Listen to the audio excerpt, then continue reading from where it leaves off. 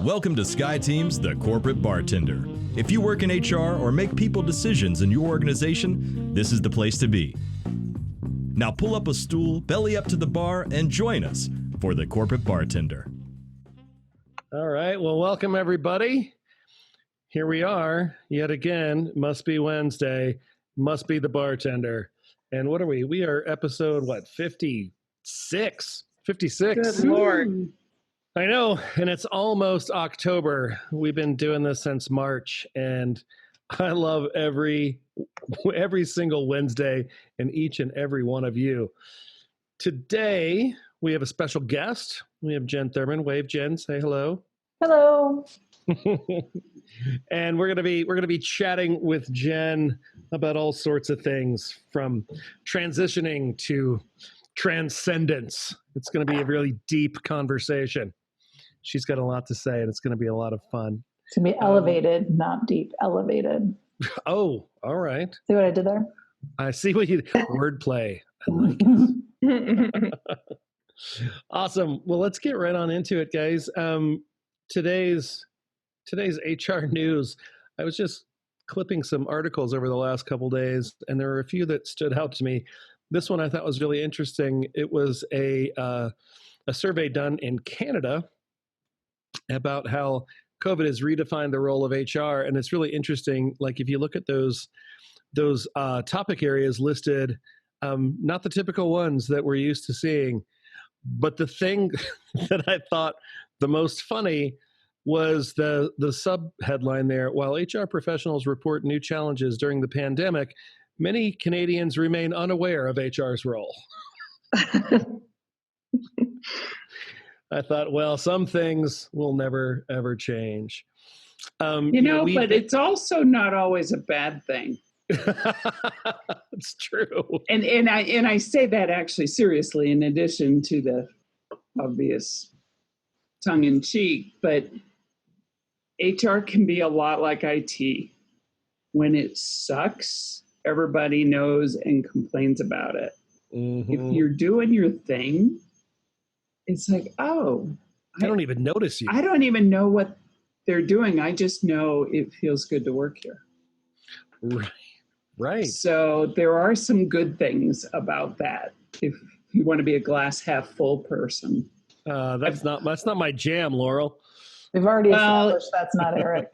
It's not usually mine either, but I had opened the drawer looking for my empathy earlier this week, and it's still out of the drawer. So wow. I just thought I'd share it. Empathetic Laurel Ditson. We should mark this day down on the calendar. It's what happens when you have to go to a Zoom funeral. Oh, wow. It's my second one. Yikes. Not That's pretty. crazy. You know, that's funny because I've thought about, weddings and proms and all these other sort of Zoom events. That's one that's never really even occurred to me. I'm sorry you had to do that. Yeah. Well, the good news is they don't take the camera up to the casket. So. Oh. It could have been a lot worse. I suppose you could put a GoPro, right? Yeah, I'm just going to leave it because I could have too much fun with that. Thanks, if Laurel. I die during this, do that. Yeah, I think, well, if you die during this, we're putting the GoPro on you and we'll all look in at you. Oh, gosh, it's the first time I've seen her with her mouth shut. Oh! So this was way pre-COVID, but my dad, when his mom died, I couldn't go to the funeral. And I asked him how she looked because she had an open casket. And he goes, well, didn't you look at the pictures I sent you? Oh, geez. He took pictures of her in the casket, texted them to me. I was like, are you kidding me? Wow. Yeah. So you come by this naturally then, Jenny, is what you're saying. Yeah. Apple doesn't fall far. I do too, because when my mom died, again, a long time ago, my dad had her cremated. He wanted my brother to take care of the ashes. They lived not far from each other, but my brother's kids were young. And he said, I cannot explain why this box thing is grandma in the backseat of the car. I just can't go there. So Dad said, okay, that's fine, because it was going to be a few weeks before the funeral. He said, I'll keep her. Well, he kept her in the car. Uh-oh. And so for weeks, I talked to him, and how you doing, Dad? Oh, good. I took your mom to the grocery store, took your mom out for, I said, please tell me you're not taking her out of the car. He said, oh, no. But she said the car was fine, and she's been out more in the last month than she has in the last 2 years. So yeah. You got to lighten it up sometimes. Yes, that's right. Well, welcome to the macabre bartender, everybody. Yeah, maybe you need to edit that part out. Oh, well, it's funny, right? And it's relevant to this next headline, right? We've been talking about this, pending mental health crisis, and it was just interesting to see the head of HR from Microsoft talking about the costs on the organization that are outside of just money, just with this overwhelming, just sort of level of perpetual anxiety and uncertainty that we've been dealing with for 6 months. And looks to be continuing on into, the most of next year. I posted an article over in the Bartender Network today. My favorite place on planet Earth, the Metropolitan Opera in New York City, has decided to forego next year. So, yeah, that really bummed me out and made today seem like a completely suck-ass day. Just the implications of that, and the signal that is to all the things that we like to do around other people in public. It was just a really heavy hitting realization that shit ain't gonna be normal anytime soon. These last two articles here, just a couple of surveys, and again, I'll put all the links on the network like we do. I thought this was interesting. Employers fear they're not meeting working parents' needs, right? That's been a frequent topic here. The school situation, the folks with younger children, school-age children, and trying to work, right? We've had folks in our client circles, call us up in tears, asking the question, when am I supposed to work? When am I supposed to do my stuff, right? And do I get to sleep, or is that off? Is sleep done? And it's interesting, I think, that companies are paying attention and struggling, right? I mean, we had a whole episode where all we did essentially was commiserate on the fact we didn't know what the hell to do to solve that problem. And I've said it before, I say it again, I think it's the most complicated tactical problem to solve during this pandemic. And then lastly, another frequent topic here, just the hybrid work, the work from home, the distributed teams. We've said genie's out of the bottle for 5 of the 6 months now, and it looks like that's coming home to roost, right? It's going to be a thing. I don't think going back to the way it used to be will look anything like it used to look. So, today's optimistic headlines, followed by following up on Laurel's distanced funeral story. It's a good day here. Happy Wednesday, everybody. So let's talk transformation. Let's talk transcending. Let's talk making big changes. And yeah, don't make my segue any freaking harder, Eric. Thanks for that. I'm gonna give you some fodder, because I'm gonna ask the group here. I'm gonna ask the group, what sort of transformational experiences or changes have you had during these COVID times?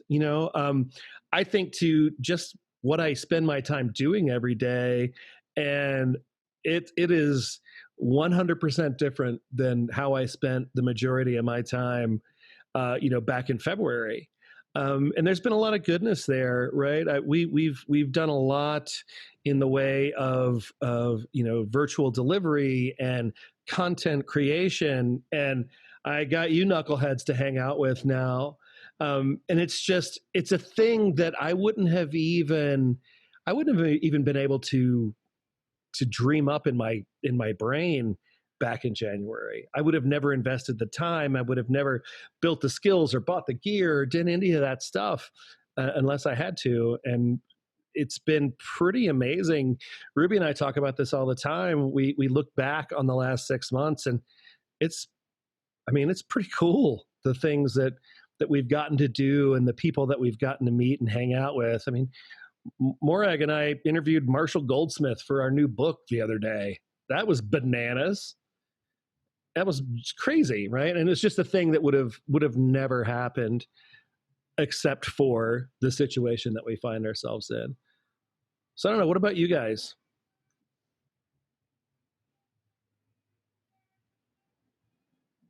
Mm-hmm. I was one of those HR professionals that always felt like I had to be in the office in order to actually be effective. And this has proven me wrong, actually. And I'm a convert to remote working now. So while I do miss the face-to-face interactions and running into people in the hall and actually can't wait to getting back to that in some way, shape, or form, I don't think I could go back to work, honestly, in the office 100% if I don't have to, Really? So yeah, it's changed my perspective, because and there were a lot of leaders in our organization that felt that way, who are actually talking different tones right now. And so it's actually allowed for the conversation to happen that, the way we used to do it is not necessarily the right way or the only way. So I really believe that we're going to look a little different next year. Yeah, that's interesting, right? And we're seeing that as well. We were working with an engineering client recently, and the CEO, he's a 60-something-year-old hardcore, electrical engineer, and was a firm believer in you're only productive if your butt's in the seat at 8 and stays there until 5. And even he is like, I don't know, this thing's not as bad as I thought. It's working out a little bit better than I expected it to. Awesome. Thanks, Yvonne. I have one that's a little bit different, not necessarily work related, but when the whole thing first started, I remember thinking, like, I've always tried to be so like planful and like routine and all that kind of stuff. And when this shifted and everything, and it was just so surreal, because we were in the office one Friday, and then like over the weekend everything completely shifted. And I remember just having this like huge realization that nothing is what it seems, like we all think we have so much control over things, but really one little thing could send everything out of control, right? And the things we have control over now are the same things we had control of before, but we didn't realize it. Control, right? Yeah. Using that word very loosely. Yeah. Yeah. No, it was kind of freeing. And I mean, it's also annoying, right? But it's also kind of freeing, because it's like, you know what? There's only so much you can do, or so much you can plan for, or whatever. So Jenny, you started with sort of the premise that you liked your plans and routines. What happened to them? Well, I mean, I still struggle because I've had to shift them. And, I was one of those people, I traveled for work, and every time I would travel, I'd be like, okay, I have to, I figured it out. Like but I had to have a new routine for when I traveled. And so I just have to have a new routine for every shift that happens, or else I just feel like out of control. Right. So, I'm very much, if I find myself getting out of a place where I have the routine that I do every day or whatever, I have to like put something in place. But they've shifted for sure. Mm-hmm. Mm-hmm. Yeah, makes sense. Thanks. Interesting. Hey, Mark, say a little bit more about shrinking distance and conference calls to more personalized conversations. Well, I think the benefit of the Zoom, GoToMeeting, whatever has a video conferencing to it, really kind of brings in a little bit more of the personality. I mean, even earlier, someone had mentioned about Lori's background, how beautiful the the Golden Aspens looked. And obviously people can tell I like golf, behind my backdrop. And even the other day when I was doing a coaching session, I actually had a hard time because I didn't know exactly when that person was done. And so I would start to say something and all of a sudden they jump in and, one of the folks I've worked with, they said, when you're live and in person, you can actually see the magic in their eyes when you say something and it lights them up. And that's a great picture of Lori behind you too, Eric. So, we would have never seen that if I was just on the conference call. So, so I think trying to use my best positivity, that's one of those things. And I think that's always been, a real positive right now coming from this, even though it's also created a lot more heartache for folks. Yeah, it's upside downside, right? And we've talked about that here before as well. When we used to do remote meetings, we did our best to protect this little square. This was the business square. And over the last 6 months, we haven't been able to do that, and we've had to sort of break that business wall down. So upside is, to your point, Mark, we've learned more about people as human beings. If you and I worked together in the past and I knew you had kids, that's a concept, right? I get that. Mm-hmm. But to see, your 3-year-old bouncing off the couch behind you is a whole different experience. And it takes my empathy for your situation to a whole different place. When somebody's cat kind of puts its head in and looks down at you, it changes the nature of the conversation. So yeah, while it's never going to be the same as being in the same room with actual human beings and being able to feel that energy, there are some upsides to think about when we did video conferences or got on a platform that had video back, last fall. I would say that most people did it like this. This is how we did video conferences, right? It was just an audio conferencing call over the internet. And now we're all used to it. Even if we hate what we see in the picture, we turn the camera on and we show up. So I think that's a great point. Thank you. All right, Laura's chatted in something. Laura, why don't you talk about yours? You said it's been a doozy. A doozy. Yeah, I was just thinking that, I think it's just so fascinating to think that COVID is really just a layer, right? Because we've all got whatever else was going on anyway, whether that's parental stuff or divorces or marriages or caring for your elderly parents, whatever it is. Yeah. This is just a really big layer. So it's not like that other stuff went away. So for me, I think it's just, again, full transparency, because me, I'll tell you anything. I'm going into my 49th birthday in December, and something about late 40s, like, holy cow, I'm getting close to 50, is like the whole midlife crisis. Why am I here? Existential questions, and am I doing the right thing? Am I living into my values? My coach in my head is, asking myself questions all the time. And then I also lost my mother last June. And so just this whole year of grief, that first year is just brutal, right? And she's my last parent. And we also lost my mother-in-law right before that. So I think there's this whole, we're also, not only am I approaching 50, but we're the last generation, right? Like everybody else before us is gone. So it's just that realization of then you add COVID and it's like, holy crap, no, really, you get one life. This is it. What are you going to do with it? And so I already preach that, and I try to coach it, in myself and in my clients, but I'm feeling it in the gut, deep right now. You know what I mean? So yeah, I just feel like hopefully it's accelerating my learning and my decision-making, because it's right in front of your face, right? There's no escaping it. Yeah. I love it. Thanks for sharing that, Laura. Yeah. That is a doozy. It's a doozy. And it's funny.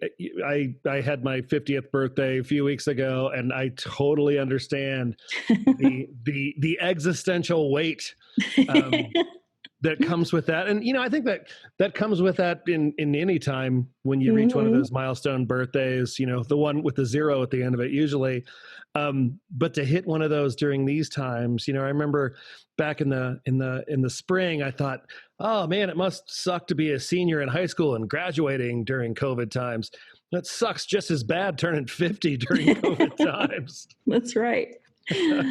I will say to the group, it was funny. I was telling Eric one day that I had gone to the dermatologist, and she was talking about how her client load has just grown exponentially because we're all looking at ourselves on camera. You were just talking about that, Eric, how we're all looking at ourselves.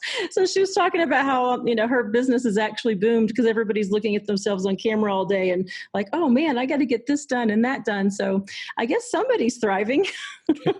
You'll notice Miss Chapin says this with her camera off, by the way. Yeah, that's right. I have my same old excuse. I started meetings at 6:00 and, I'll take a shower at 5. Peace on that. Peace on that. All right. Anybody else have transformational story over the last 6 months? We had a meeting with a lunch, just a get together of our women's group. And there were about 20 women on there, and just asked this basic question of what's different, and good different or bad different. And more than 2/3, maybe 3/4 of the women on that call said, I am more of an introvert than I ever thought. It is nice to have time for me and not have to worry about what I'm wearing, where I am, what I'm doing, and spending more time with family. It was fascinating because there were just a couple who said, oh, wow, I really missed the office interaction. It was a fascinating conversation. And what everybody seemed to be focusing on was, I really do live with someone else, maybe several someone else's. And for the most part, they were all still married, and they liked the people they were living with. But it was, hey, my conversations with my kids are so different now. So different, yeah. And it's not just hurry up, eat dinner, was school okay, good, just nod and chew and move on with your life. And people were really appreciating that we were forced to slow down a little bit. Mm-hmm. I heard some podcast I was listening to, they characterized this as the great pause. And I like that. I thought that was really interesting. And essentially the point that they were making is exactly the one that you're making. And it made me think too, right, about my own kids, right? My youngest daughter and I have been writing and recording music together, which we would have never done because the pace of life would have dictated that was impossible, right? Between me traveling and being where I needed to be and her being where she needed to be, there just wasn't enough time. So that's a great point. Great call out, Laura. Thank you. All right. Leha, you had unmuted there for a second. Oh, you saw that. I was going to say, without COVID, I don't think I would have bought a house and got a puppy. So not work related, but that's been pretty transformational in my life for sure. Kind of gave me that push of goals that I've been wanting to do. She is currently sleeping and cuddling her dino. So I hate to wake the beast because that will mean that we immediately have to go potty outside. Well, Ruby. I love a puppy now. I'll see if I can. Dear. I'll see if I can get her on before we end. I love all these comments, and what I really love about them is that everybody called out some things that were not work related, and it was funny because it seemed like people had to qualify that or make an excuse for that. And, it's life. There is no delta between work and life. It's just life. And that's one of the things I love about Jen and her approach towards coaching folks. I've had the privilege of knowing Jen. Jen, I just calculated, I just did the math. I've known you for 13 years, which is bananas to me. That is bananas. We're not that old. We're just not that old. I know. But Jen's approach to coaching is a more holistic, life-oriented approach. It's not just about elevating your career. And I'm sure she'll mention this too.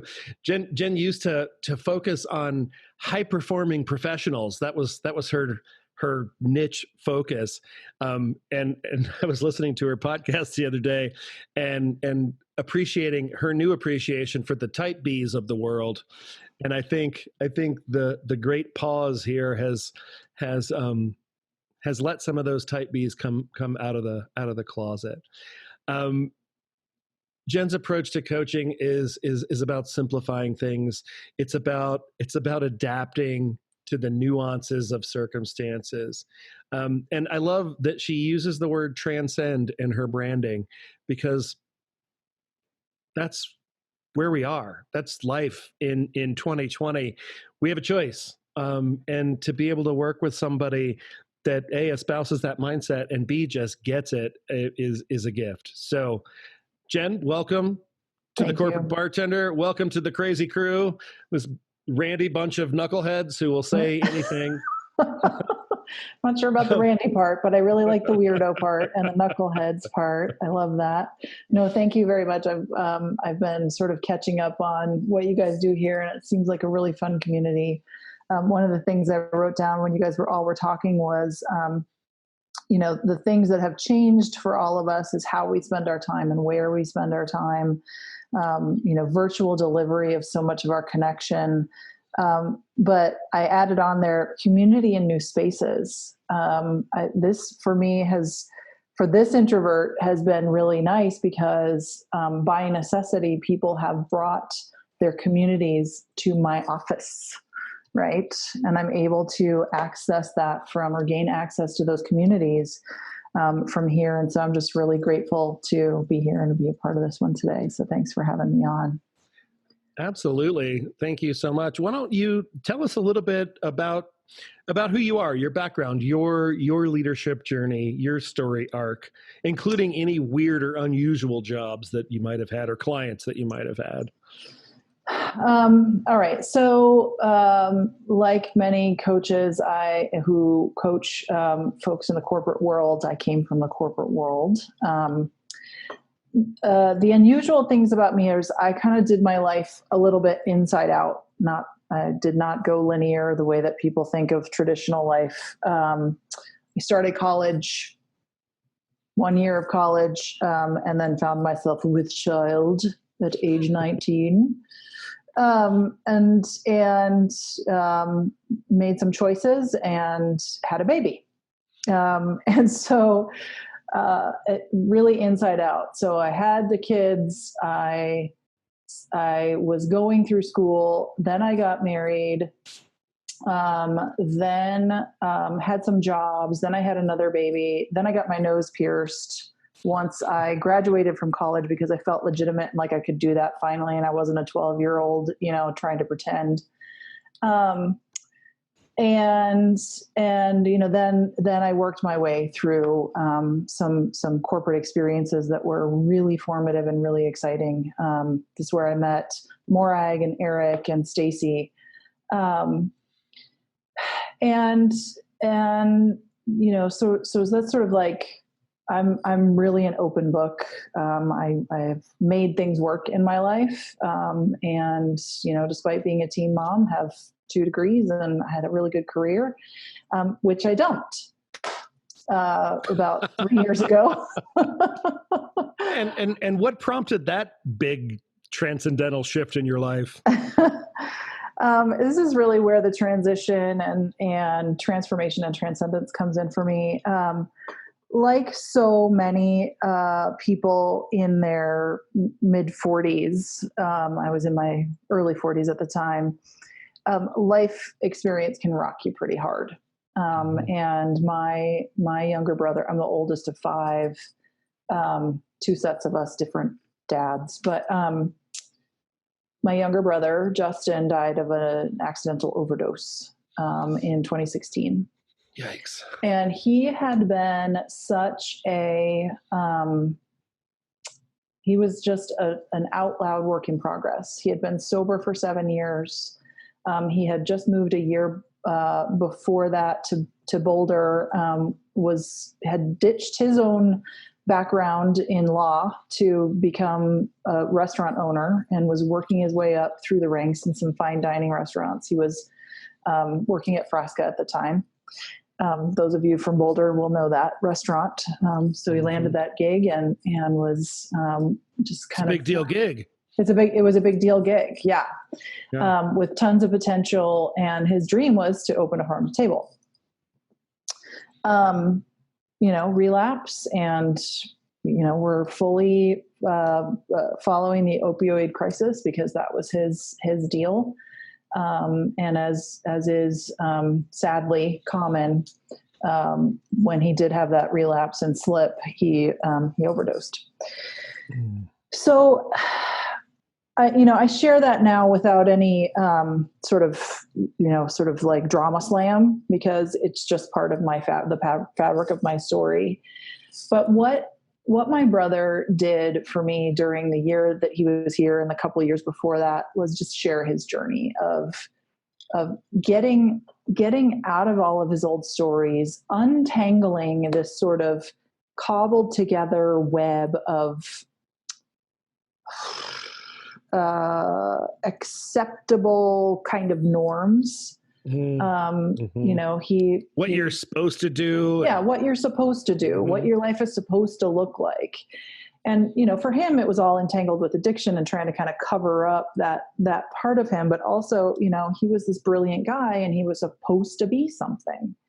Well, the idea of law, he loved arguing. Don't get me wrong. He was a great arguer, but the idea of practicing as are law, most little brothers, really. Right. The idea of practicing law just drained him. And so coming to that point in his life, in his sobriety and his self-exploration, to say, that's a sunk cost.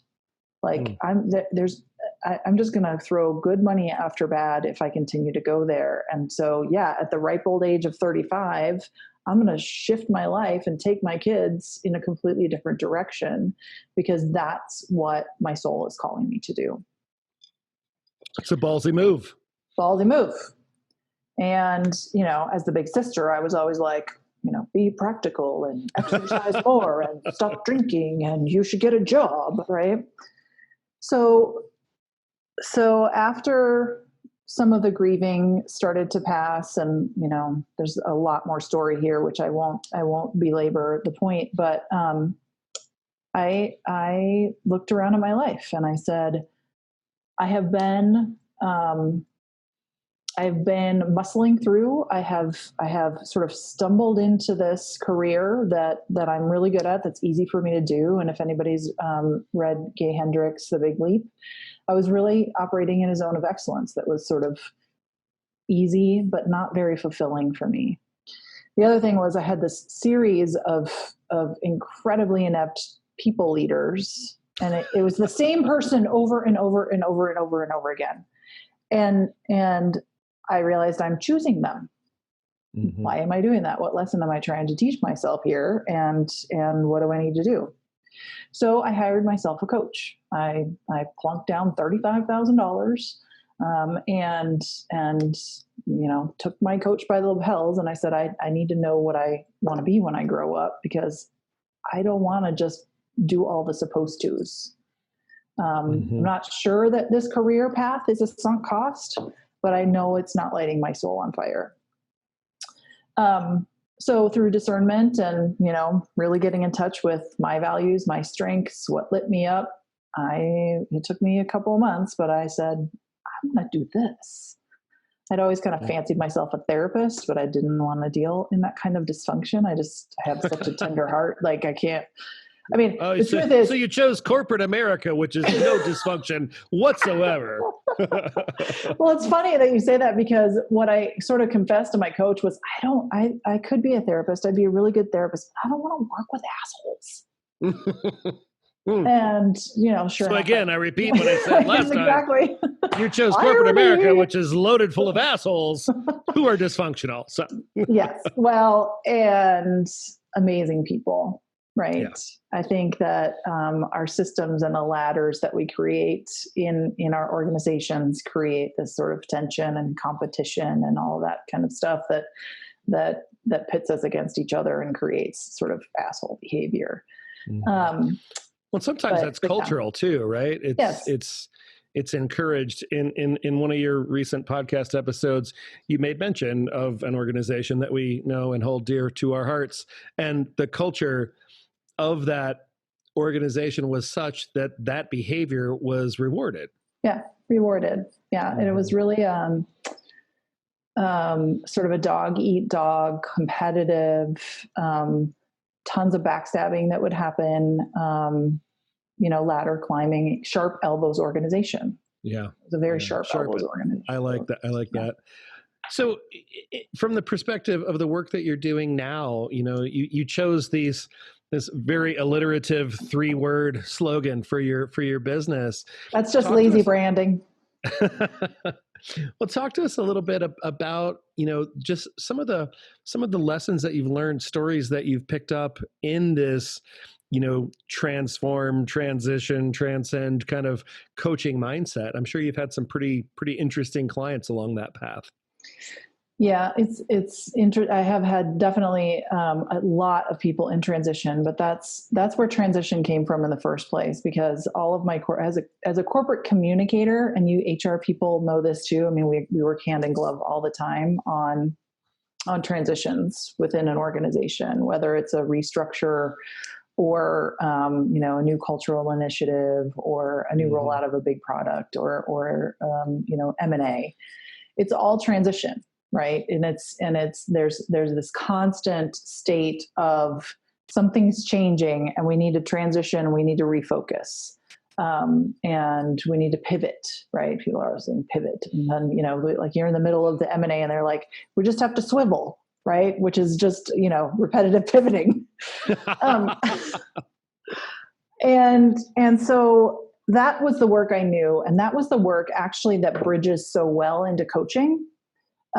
Because that transition and that ability to be agile and be change agile and not have change fatigue and, try to take those transitions and find the opportunities in them. Mm-hmm.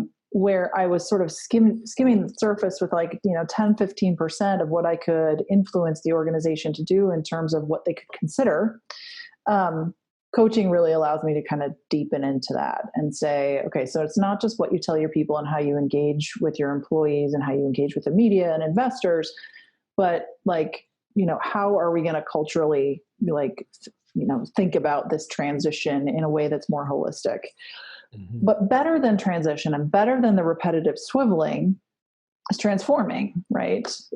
We think about this particular organization that we talked about, and I was there for 8 years, but I would say in the last 5 years that I was there, six years that I was there, we did 8 humongous acquisitions and tried to integrate those. And there was always a transition because we were adding people on and, synergies and taking the best of the best. But we came to a point where you had to transform the business because you can't just keep cobbling on to the new ships and have it be a cohesive whole. So being able to then, take it to that next level and really transform into something different, something that takes a synthesis and puts everything together and makes something a little more reasonable whole. I would say that's where I joined that company. They were really trying to knit together so many things that they had built from the ground up. You have to transform to the next maturity level. Transcendence for me is, I was about to swear really hard. Getting the fuck out of your own way. right? Transcendence is being able to get an altitude and an elevation of perspective that allows you to not just see the sum of the parts that are here and the assets that you have and the gaps that you have, but really transcending your old beliefs, your old habits, the way we've always done stuff, which I hate, and creating something new and something that is more fulfilling, more supportive. Transcendent leadership to me really takes the leader out of their own head and allows them to see what's going to be good for all of these people and what are the ripples that my actions are going to take from this altitude. So that's how I came to that lazy branding with the 3 words and alliteration. I love it. Your approach is not just about work, though, right? It's a whole person approach. Yeah. Yeah. There are some of those assholes that say, "Why are you qualified to coach me? You've never been a C-level person." And I'm like, "Are you living? Are you alive? I can coach your life. Like you're a human being, right?" Mm-hmm. For me,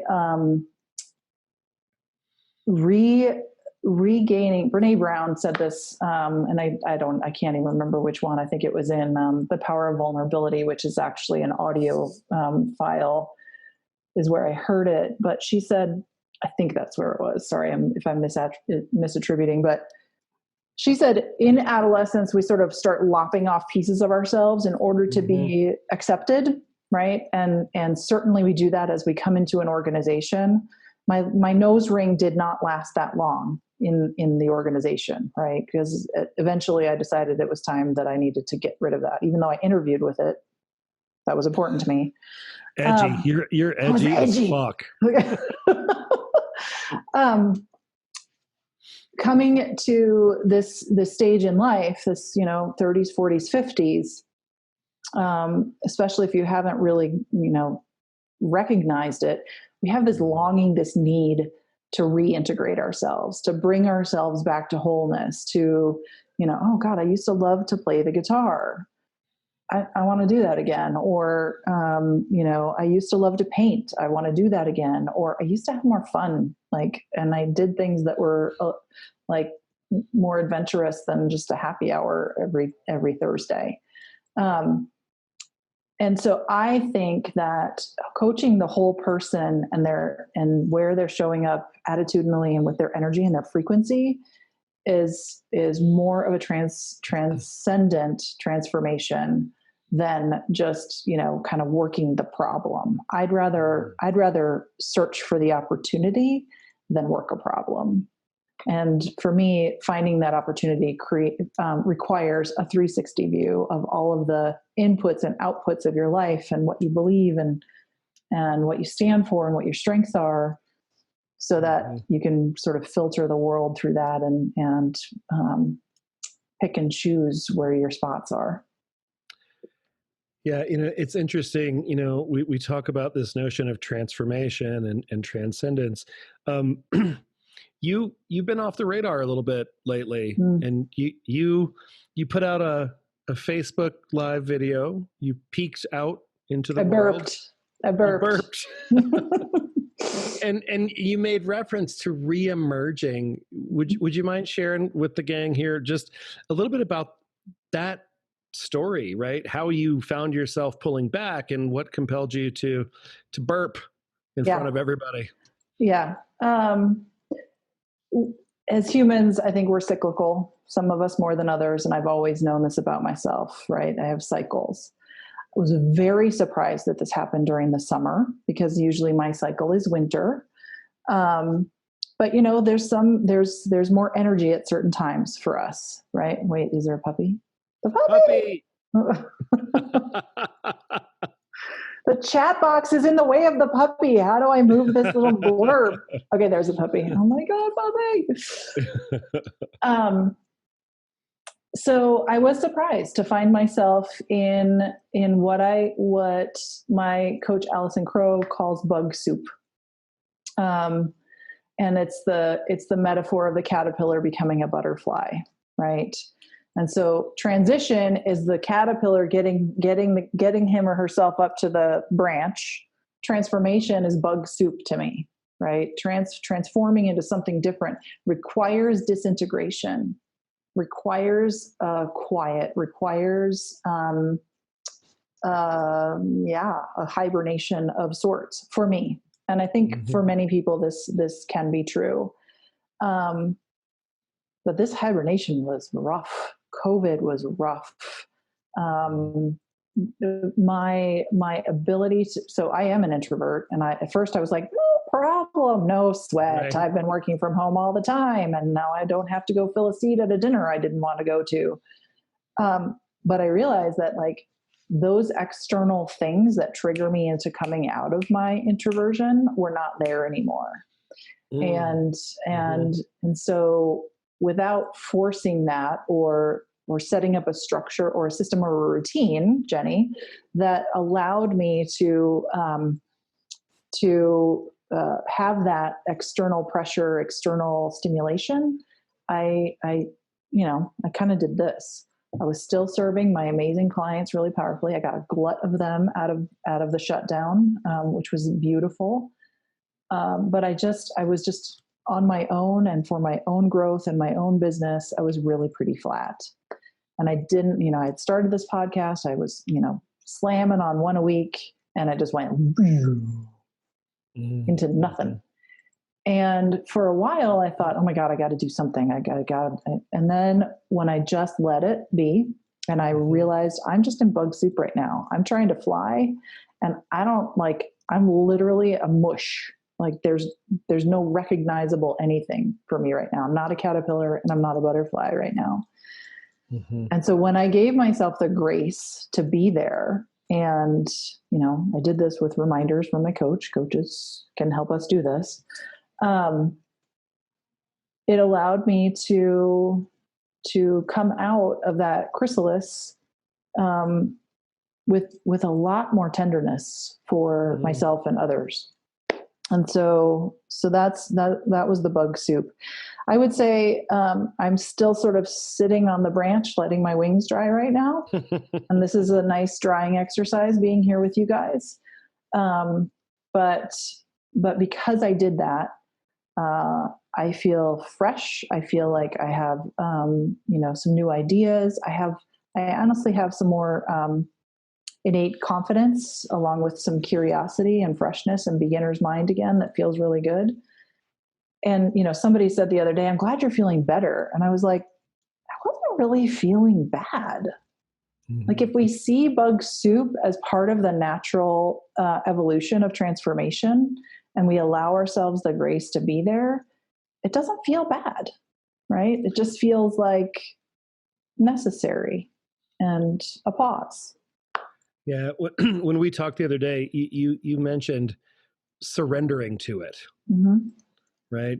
Giving yourself the permission to be in that spot. And I think we struggle with that as a culture, and, just as professionals who are, trying to be at the top of our game. And, with COVID comes all the extra pressure for a lot of folks of having to prove their worth and make sure that they're still seen as being valid contributors to the machine. We don't often give ourselves permission to be where we are. And we punish ourselves when we find ourselves in that very soupy space, because it's culturally perceived as weakness. Yeah. Right? Exactly. And that all that does is keep us stuck there longer, right? Heaping judgment on top of, something that's unfamiliar and different, only clouds the matter and only keeps us there longer. Yeah. My daughter has a sticker on the mirror in her bathroom right over there that says, "How you talk to yourself matters." Yeah. And I love that sticker. And yet I've been wrestling with my own journaling habit, and usually it starts off like, well, you're a big fat loser and nice job getting nothing done yesterday, right? And I have to actually catch it and reframe it, and it's really, really hard. Mm-hmm. It is. And doing that in this paradigm of perpetual uncertainty and low grade anxiety all day, every day. What advice do you have for us to give ourselves a little grace, to break that pattern? It's a great question, and one that's made me stutter as people have been asking me this all through COVID, because what I don't want to do is add, right? We don't want to add another thing. Mm-hmm.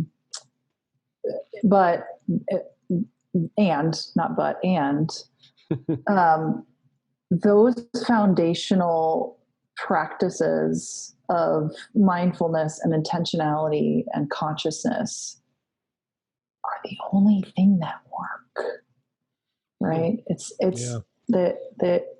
there's, you can't exercise it out. You can't make a list and fix anxiety. Right.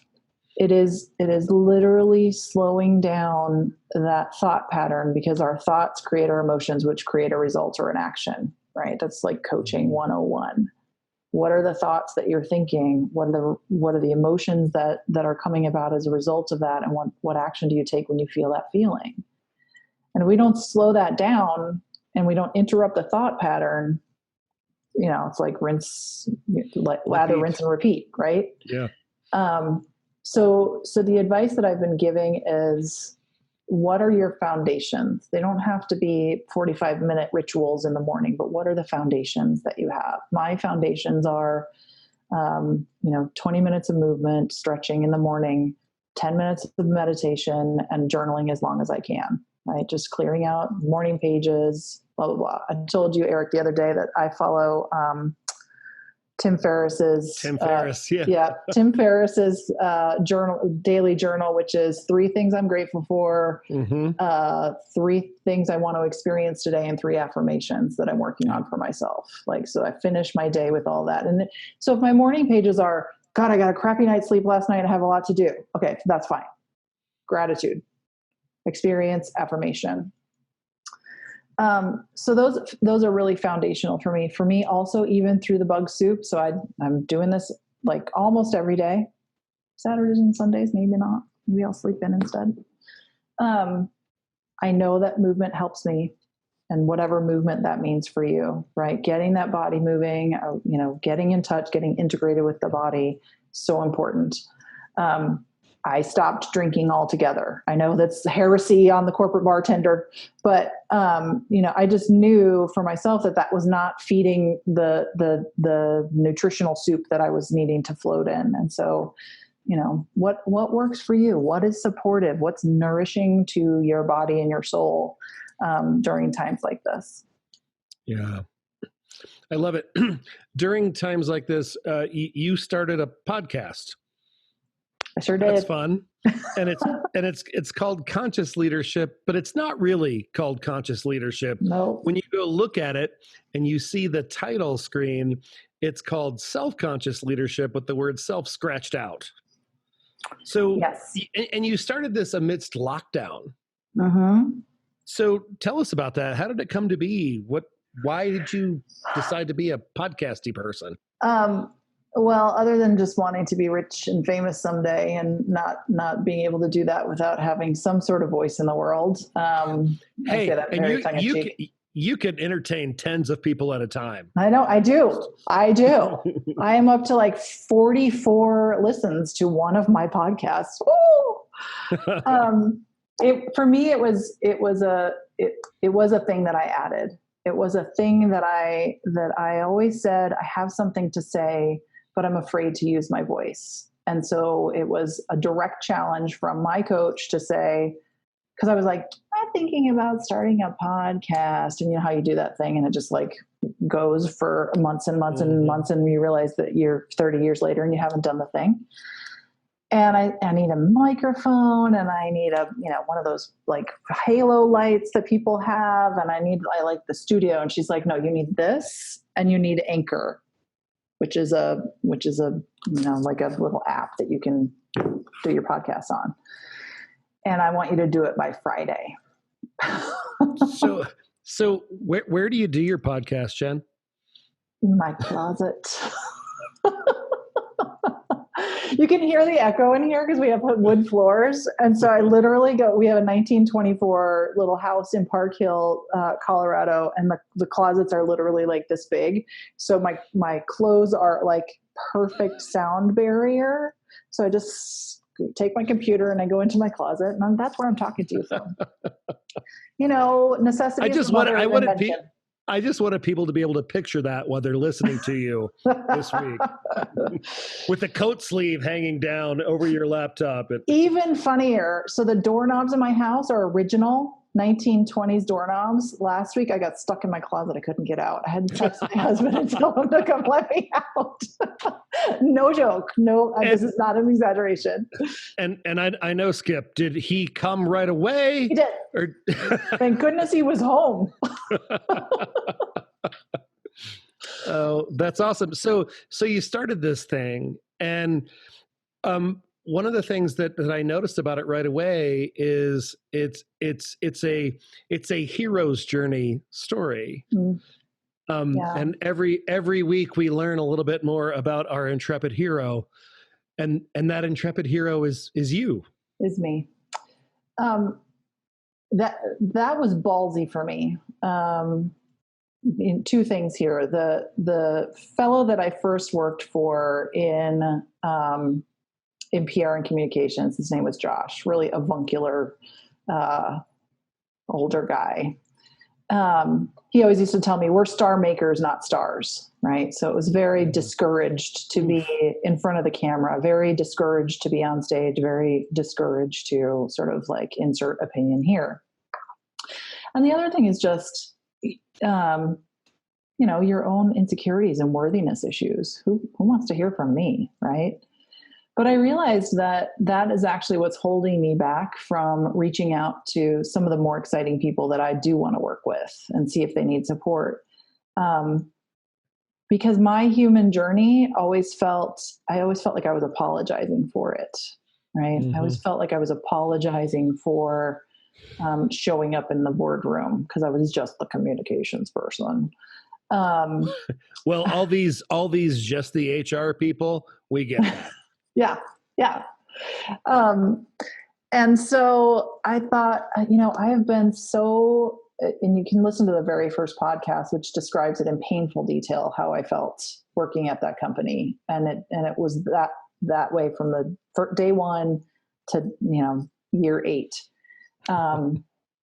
It's just this constant, like, do I belong here? Am I making myself too visible? Am I saying that too loud? Am I going to get in trouble? It's just so self-conscious, right? Mm-hmm. Feeling simultaneously invisible and morally repugnant in rooms, right? I mean, like that. And I realized if I can't get over that, if I can't drop the self out of self-consciousness, then I'm no good to anybody. And I'm going to reclaim the kind of amazing things that I've done in my career, right? It's true. I have done, led at a very young age with very little experience, huge integrations and acquisitions. I have helped companies transform their culture and, determine their values and be able to talk about those. I've done world travel. I've raised 2 amazing children, from the time I was 19. I do a lot of endurance stuff too, which I always sort of say, it just keeps me busy, but they're pretty amazing things that I do. And if anybody else can be inspired by this person who is trying to see herself as a hero, who felt a little morally repugnant or not welcome in a boardroom, not too long ago, then I think that that's who I want to talk to. I love that.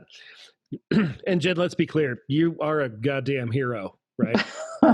Thanks. You've earned that badge, and I loved that you put it out there. Jen, how do people find you if they want to follow up with you after this conversation? Because I'm getting the sense from comments that I'm getting private chat that they're digging it.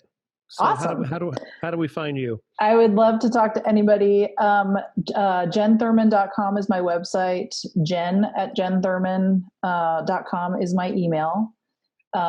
You can find me at Conscious Leadership with Jen Thurman, where you get your podcasts. And I am public on Facebook as well and LinkedIn. But yeah, I'd love to continue the conversation and just network and get to know all of you and see what you're up to. Would be an honor. Yeah, and Jen has joined us on the Bartender Network, so you'll see her over there as well. Guys, does anybody have questions for Jen today? Lori chats in, thank you so much, Jen. Inspiring. Yeah, thank you guys. Thank you very much. Yeah, Mark's got a question. Go ahead, Mark. Never being the shy one here as the non-HR person, I might add. Jen, this is the third time in 7 days I've heard from a female. I too am starting my second career in coaching, but they say that they feel they have no voice. Yeah. Why did you say that with a very accomplished, I'll say, career and moving to your next level?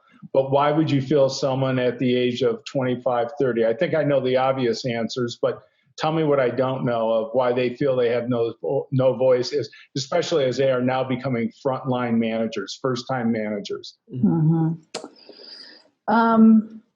There's the inner workings of a person's decision-making process to speak or not to speak, and then there's the systemic sort of cultural dynamics that go on around them. Working with the inner demons that I have, it's just a worthiness issue, right? It was, if I can't say something, and I have a bit of perfectionist in me, if I can't say something that's going to be radically life-changing and completely original, I better just shut up, right?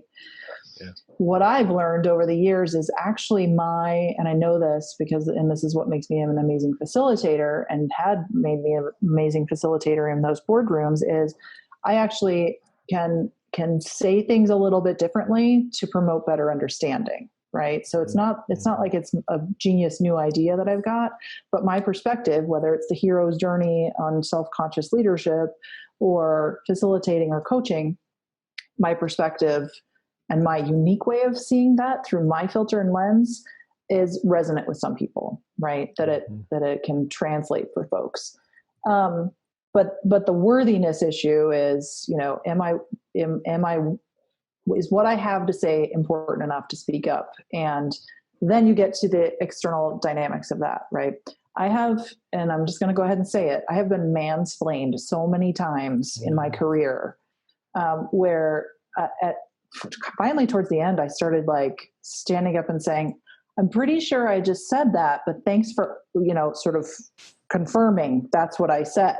Right. And so there are dynamics in organizations, and, some worse than others, that actually sort of systemically underrepresent and under-invite female and other voices. So being able to, in an organization, I know you're a coach, but in an organization, being able to support and start to recognize and overtly invite other voices, I think is really important. But from a coach perspective, it is really, how do we get grounded in the worthiness of what it is that you have to say and the confidence to say it?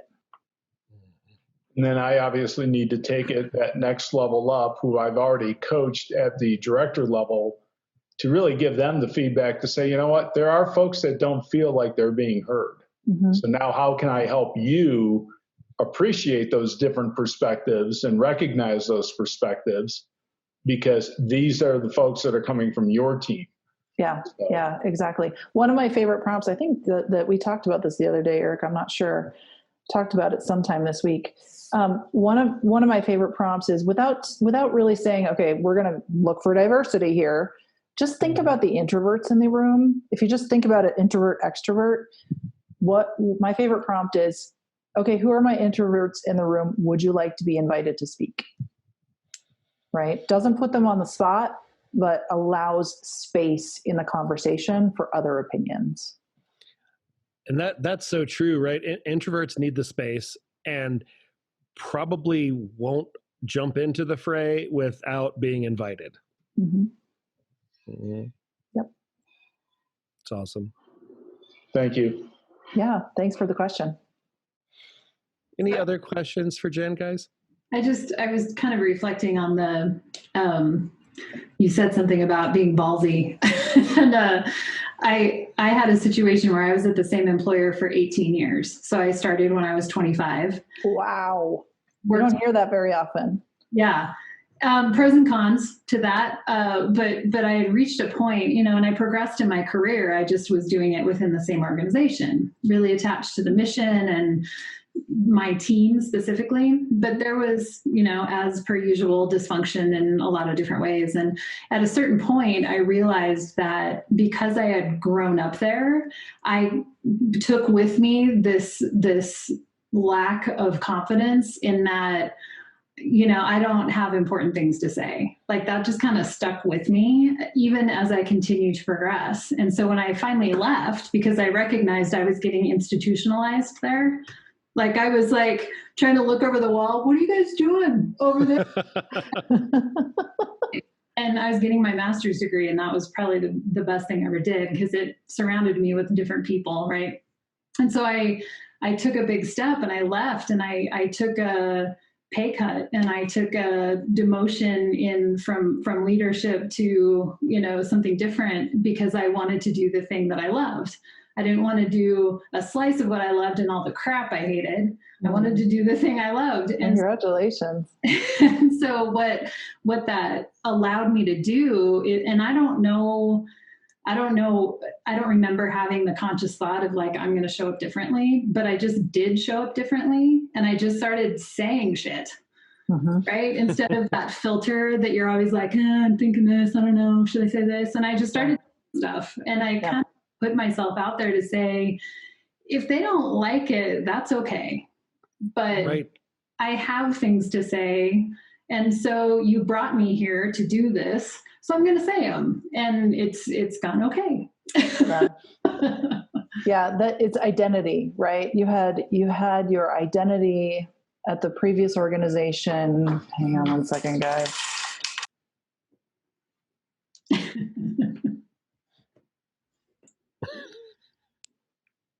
My cat Peter just went off. It's very loud.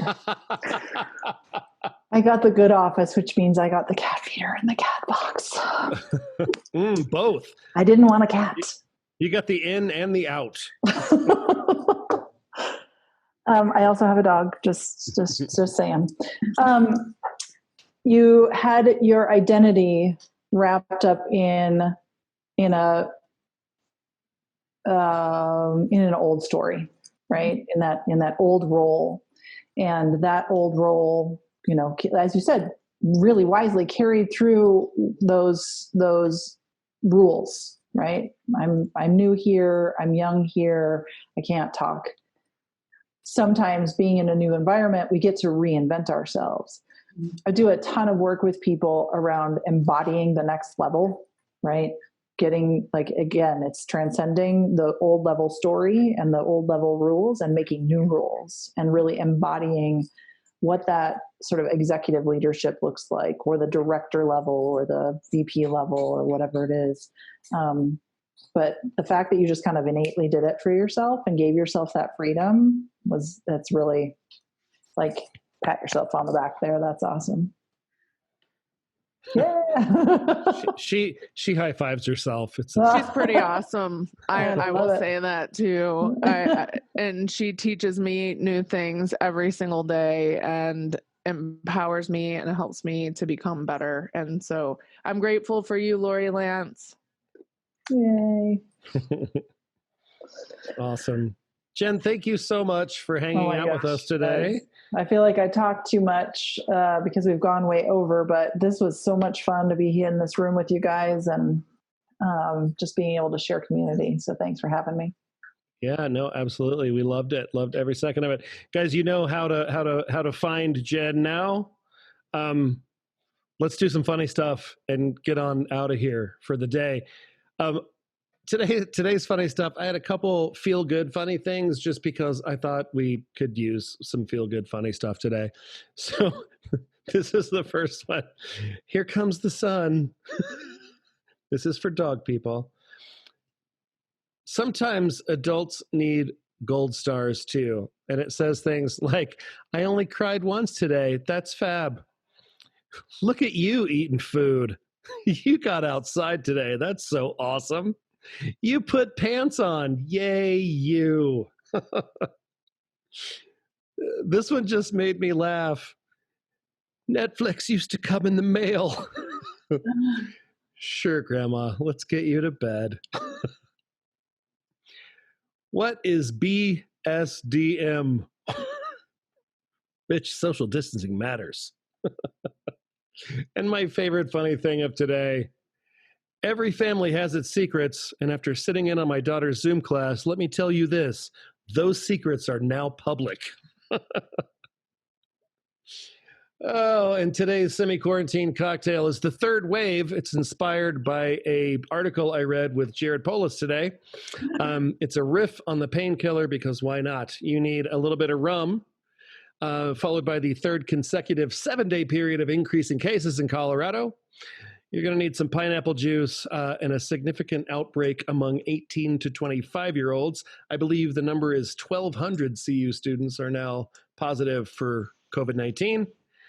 Little cream of coconut. These numbers are the test positivity ratings over the increases over the last 3 weeks. It was a 2% increase week over week, and then a 6% increase, and then last week was a 54% increase. Colorado because we sent our best and brightest, right? Right. Colorado had been hovering right around 200 some odd cases a day for the last month or so, and we're back over 700, I think, today. Because here we go again. So yeah, mix one up and have it for breakfast. It has nutmeg on it, so I thought that was an interesting pull. Why not? The third wave. Why not? Guys, thank you so much. Jen, you were amazing. I'm so grateful for you and to have you here and become part of this community. Guys, I say it every week. Wednesdays are my favorite days, and I love each and every one of you. Thank you so much. We'll see you next week. Thanks, Jen. Thanks, Bye. Eric. Thank you. Lori. I'll be back.